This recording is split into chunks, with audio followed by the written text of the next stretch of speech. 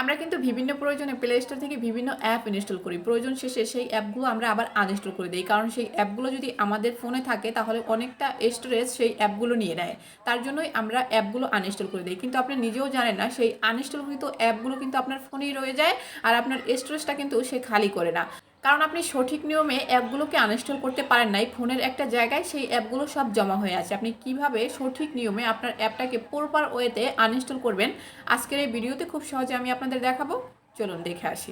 আপনার ফোন থেকে আপনি প্লে স্টোরে চলে যাবেন, উপরের দিকে দেখবেন আপনার জিমেইলের লোগো রয়েছে, সেই লোগোর উপরে ট্যাপ করে দিবেন। এবার নিচের দিকে দেখবেন ম্যানেজ অ্যাপ এন্ড ডিভাইস বলে একটা অপশন রয়েছে, আপনি এখানে ট্যাপ করে দিবেন। এখান থেকে আপনি ম্যানেজ বলে একটা অপশন পেয়ে যাবেন, এই অপশনটাতে ট্যাপ করে দিবেন। এবার এখান থেকে দেখেন দিস ইজ ডিভাইস, তার পাশে একটা অ্যারো বাটন রয়েছে, আপনি এখানে একটা ট্যাপ করে দিবেন।